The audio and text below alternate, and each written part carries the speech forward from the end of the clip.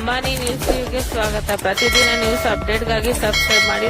ನಮಸ್ಕಾರ. ನಮ್ಮ ಚಿಂತಾಮಣಿಯಲ್ಲಿ 1ನೇ ತಾರೀಕು 1ನೇ ಫೆಬ್ರವರಿಗೆ ಎಂದು ಮಾಸವಾದ ಒಂದು ಪ್ರೋಗ್ರಾಮ್ ಇದೆ ಪಾಲಿಟೆಕ್ನಿಕ್ ಗ್ರೌಂಡಲ್ಲಿ. ಆ ವಿಚಾರ ಬಗ್ಗೆ ನಾವು ಇವತ್ತು ಒಂದು ಪೀಸ್ ಕಮಿಟಿ ಮೀಟಿಂಗ್ ಮಾಡಿದ್ದೀವಿ. ಎಲ್ಲ ಕಮ್ಯುನಿಟೀಸಿಂದ ಹಿಂದೂ ಕಮ್ಯುನಿಟಿ, ಮುಸ್ಲಿಂ ಕಮ್ಯುನಿಟಿಯಿಂದ ಸುಮಾರು ಬಂದು ಇದನ್ನು ಅಟೆಂಡ್ ಮಾಡಿದ್ದಾರೆ. ಅವರ ಜೊತೆ ನಾವು ಡಿಸ್ಕಷನ್ ಮಾಡಿದ್ದೀವಿ, ಪ್ರೋಗ್ರಾಮ್ ಏನೇನಿದೆಯಾ ಮತ್ತು ಹೇಗೆ ಥರದ್ದು ಪ್ರಿಪ್ರೇಷನ್ಸ್ ಇದೆ. ಜೊತೆಗೆ ನಮ್ಮ ಸೈಡಿಂದ ಕೂಡ ಎಚ್ಚರಿಕೆ ಕೊಟ್ಟಿದ್ದೀವಿ. ಸಿನ್ಸ್ ಸುಮಾರು ಜನ ಅರೌಂಡ್ 40,000 ಜನ ಬರ್ತಾ ಇದ್ದಾರೆ. ಸೊ ಅವರಿಗೆ ಏನೇನು ವ್ಯವಸ್ಥೆ ಮಾಡಿದ್ದಾರೆ, ಪಾರ್ಕಿಂಗ್ದು ವ್ಯವಸ್ಥೆ ಏನಿದೆ, ಲೈಟಿಂಗ್ದು ವ್ಯವಸ್ಥೆ ಏನಿದೆ, ಅದೆಲ್ಲ ನಾವು ಅವ್ರ ಜೊತೆ ಡಿಸ್ಕಸ್ ಮಾಡಿದ್ದೀವಿ. ಅದೇ ರೀತಿ ಮೊದಲಿಂದ ನಮ್ಮ ಚಿಂತಾಮಣಿಯಲ್ಲಿ ಈ ಥರ ಕಮ್ಯುನಲ್ ಇಶ್ಯೂಸ್ದು ಏನೂ ಸಮಸ್ಯೆ ಇಲ್ಲ.